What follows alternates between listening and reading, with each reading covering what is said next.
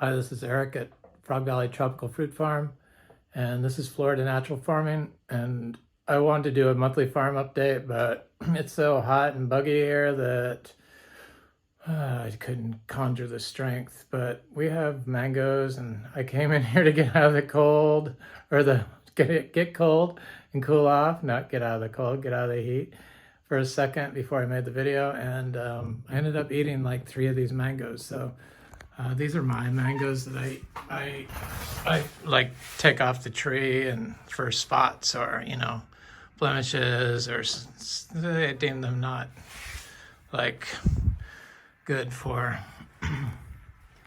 human consumption. So I got a little cooled off there, and now I'm gonna go out and do one on cocoa, you know, what they make chocolate from, because we grow it and fruit it. We grow it from seed. We have one tree that's grown from seed that's produced fruit 2 years ago, and it looks like it's going to do it again this year. We had our hard freeze 2 years ago that set everything back. It seemed like a year of the ultra-tropical, considered the ultra-tropical stuff. This is a Trinatoro cacao, and it had flowers on it, and this is a seed-growing tree, and yeah, there's flowers over here. Right here.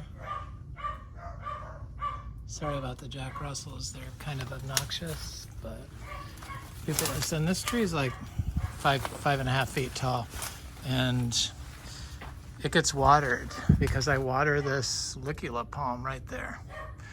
A big leafed palm. I'll show it to you. I go over to the cow and I water it around here with a hose. That's all. That's the only stuff I water, except for the aroids in pots. But everything else, like everything over here and all the fruit trees, all the heliconias and the gingers and everything you see is not watered. This is a canistel tree, a fruiting canistel tree. I watched a video of Raw Vegan Dude or something, yes.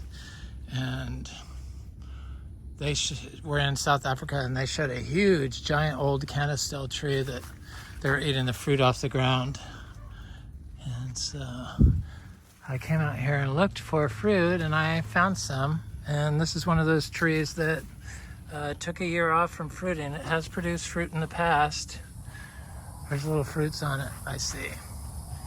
Right there. There's the achacha tree. It still has some fruit on it. I'm not going to go in there. I've done enough achacha videos. Achacha iro is my favorite fruit tree. That's why we started this farm 7 years ago. And I planted everything you see, basically, except for, you know, the large oak trees and pine trees and the large palm trees and the weeds. But everything else, all the fruit trees, I planted myself. It's a 10-acre food forest, basically. It's about, I'm sure, at least probably 500 achacha iro trees by now. Seed, you know, most of them seed grown, so they're very slow growing, but they have sped up. We have other trees like the ebu and the camitos and other star apples like DPI Gold, I think, is one, and Juicy Pearl is another star apple. We have all seed grown star apples. I'm gonna go look at that huge philodendron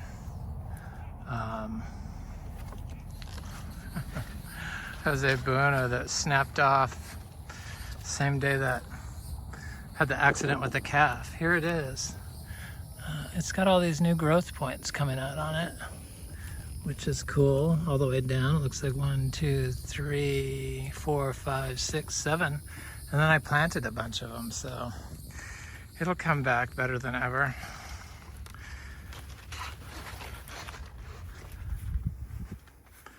Not all the cuttings have made it. I know this one was dead, so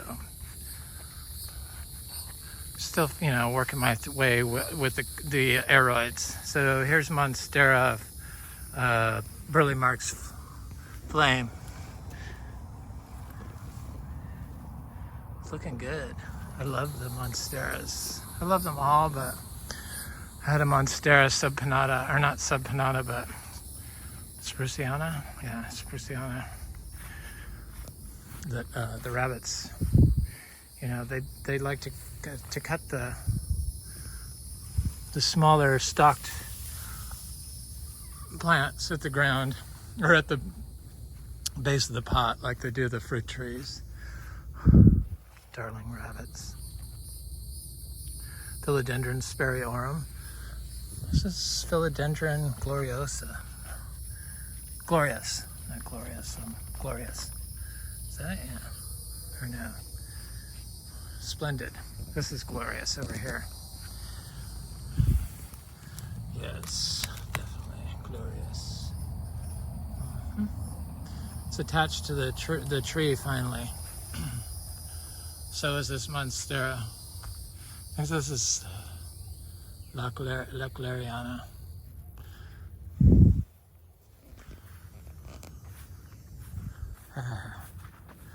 So I have this Philodendron domesticum variegata that's finally attached itself to this tree. It was trying to go, it had great variegation, and then it tried to go all white, so I chopped it back to here. See, it was going all white. I chopped it back to where it was green. And then it sent out these, and all of them are perfect. This is half white one. Really nice plant, but see, it's attached to the tree now. So I imagine the leaves are going to start getting very big, but the ants like to farm on these things, but I don't let it bother me. Everything seems happy.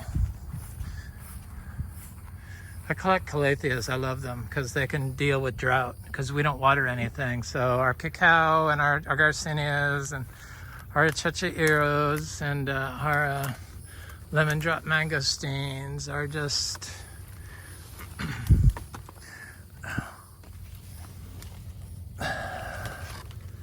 you know, they're just, this is intermedia, Garcinia intermedia. That's a nice fruit if they're big, which they are. Well, it's not very sweet.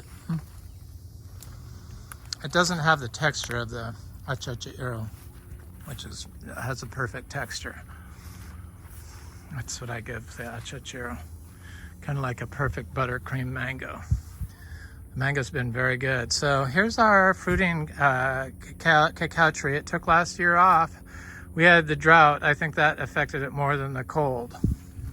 We don't water it. We've been in a heavy rain phase, and I see it has flowers on it. I see a little flower right there. See it? Yep. Hasn't opened yet, but you get it. So I imagine this one's going to produce fruit. This is the yellow one.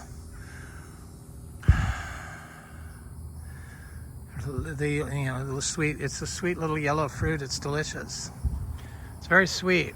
It's off of a tree that I fruited in Brevard County. I believe are still there. I'm not sure how they are. I haven't talked to that person in a long time. But so I have little ones planted throughout, and I've been doing them, buying them, buying the seeds from Montoso Garden and starting them in compost, and then when they get about this big, you know, a couple months, not even a couple months, like 6 weeks, maybe it's a couple months, I dump them out of the pot.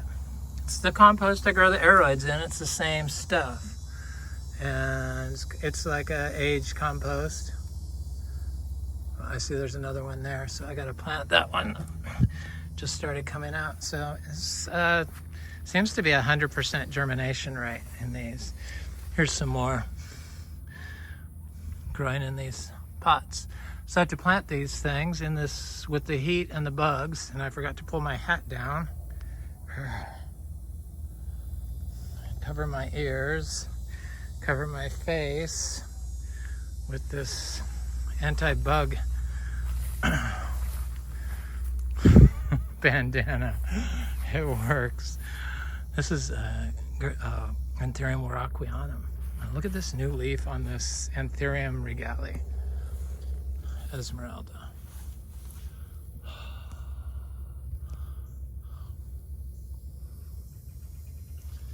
This is Philodendron maximum. It's growing naturally by itself without being watered. And then this is Melanochrysum, Philodendron Melanochrysum. This is Philodendron gigas, and these are from Equigenera. That's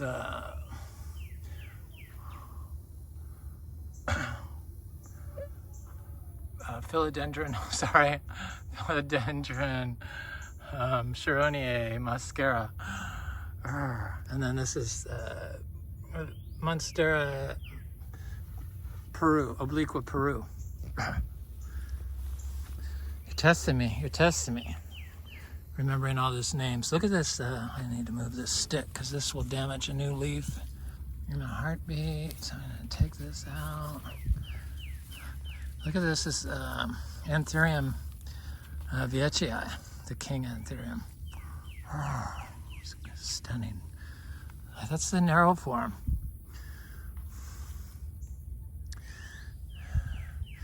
Anthurium pseudospectabile. Anthurium lutheri, baby.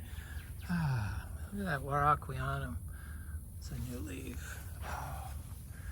Look at this. I believe this is a waroqueanum waterburyanum cross. In fact, I know it is. Look at that leaf. Anthuriums. Let me go back to the cacao. So I've got them started everywhere. I'm going to plant this one just like this is with this pot of Philodendron species Columbia.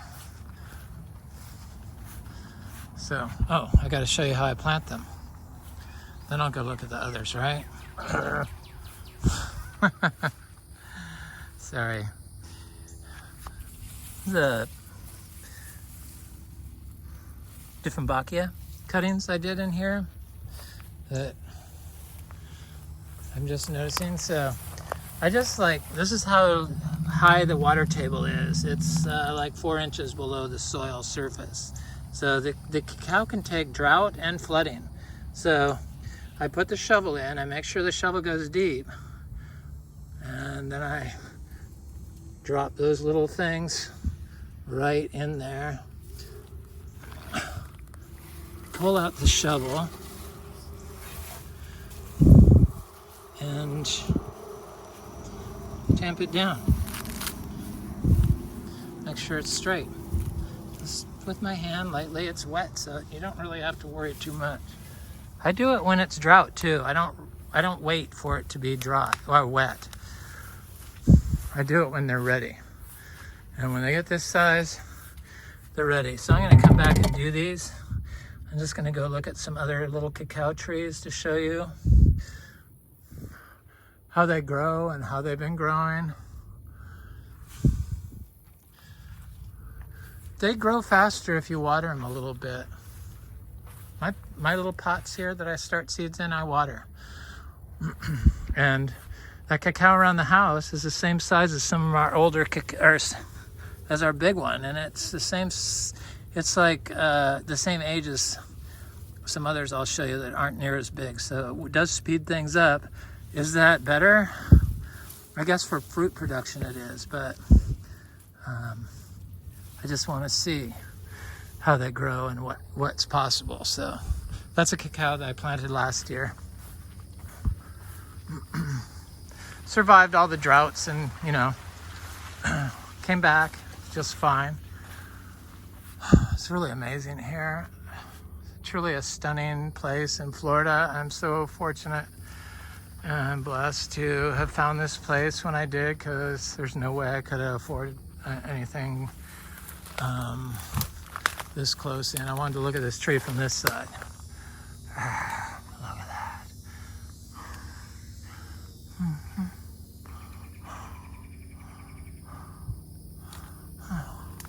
should get some. Oh, this one's perfect. Look at how big that is. That's a big ass intermedia.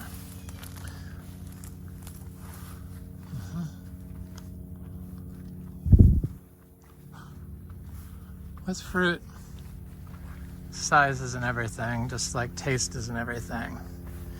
It has to have texture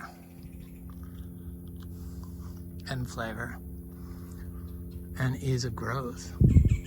These things are easy. Look at how nice that fruit is. So the Garcinias, it's all in the, not damaging the fruit, because the fruit is very delicate. It doesn't have a membrane on it like citrus. It's like a sweet, it's like a citrus without the membrane around the flesh. And it melts, so it's nothing like citrus, I guess. I don't know what I'm saying. They're hard to describe. I'm on my way to cacao, so the achacheros are having a moment. I see so many people fruiting them now. That's great.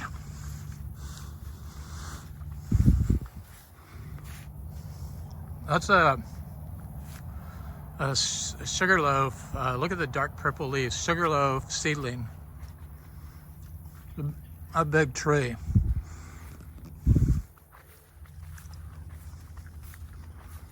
It's been raining so much every day. Everyone's flooded out. The neighbor next door got all flooded out. It looks like all his plants he put there, most of them are all dead except for one. This is the ditch that goes to the ponds in the back. It's not a citrus ditch. If this wasn't here, we wouldn't have any standing water, but they lowered it below the water table. You could still step over. It's only like, I don't know, 4 inches max. That's the water table right now. So this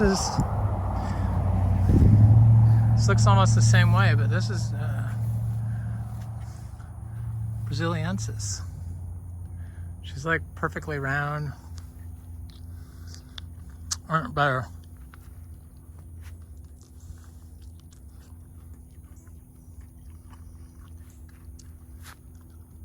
And it has a paper thin skin. I wanted to show it.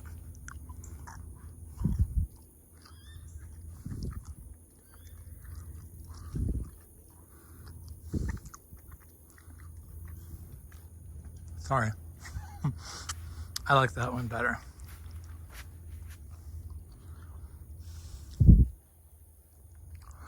They're good trees, Garcinias. Very medicinal. I don't know, they make your digestion work really well, I've noticed. Because I'm able to eat, I've had, it's kind of embarrassing, people will like comment on this, that I'm gonna have dry skin or something like that. But I have like 10 mangoes now a day. And I've been doing it every day for a long time. So I'm pretty sure it's the Garcinias have helped. Eating them in between, eating with the mangoes, after the mangoes, before the mangoes. Oh, I should look at these cacao over here that I just completely ignored. This is a cacao video. Sorry, I was rambling on about the Garcinias because, you know, that's why we started this farm, was for the Garcinias, the chachachero. So I had a cacao over here, but I don't see it. I see a little jackfruit seedling. I know there's one over here somewhere, but I don't want to go down by it. Look at this oil nut tree is looking great. Really great. But I have a bunch over here. Not a bunch, but some also. That maybe, oh yeah, I could see them a little bit. I just don't want to step on anything. Like a snake or anything. Where are they? They're there. See that? There's a little cacao. That's from last year, I believe, but it could have been 2 years ago. No, I think it was last year. It was last winter. a year and a half. It can be slow growing unless, you know, like I said, you give them water, they can speed up. Wretched deer fly on me.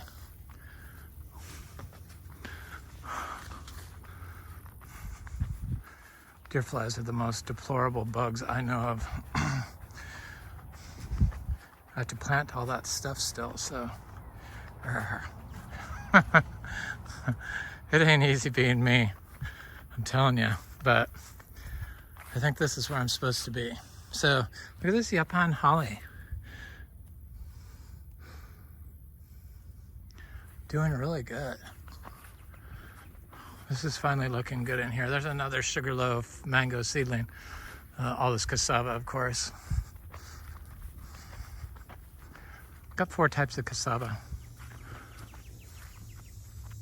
Okay, here's the cacao. So this is cacao. Okay, this is the Trinatoro cacao. The ones that I planted today are Criollo cacao.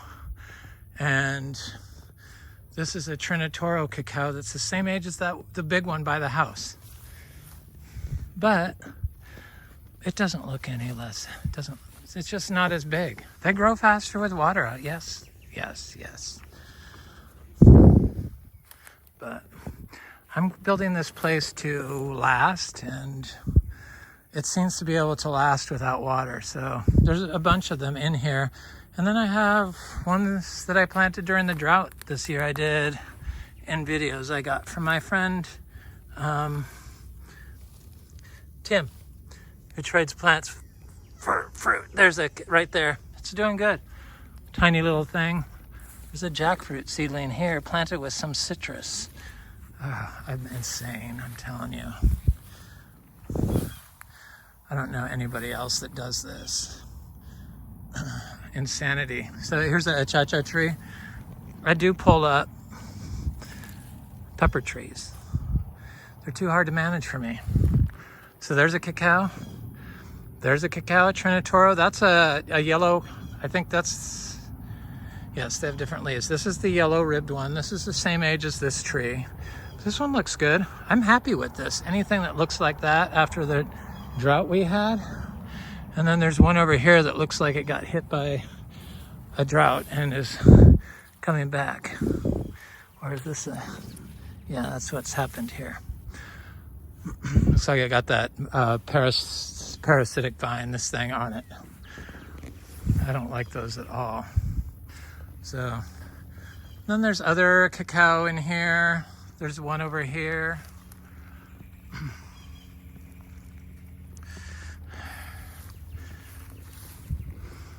This is the Trinatoro cacao. So that would be the same age as the other one. There's that ditch that goes down to the pond down there. But it's just the water table. That's, you can't get, if it wasn't there, there wouldn't be any water. Anyway, see the bugs?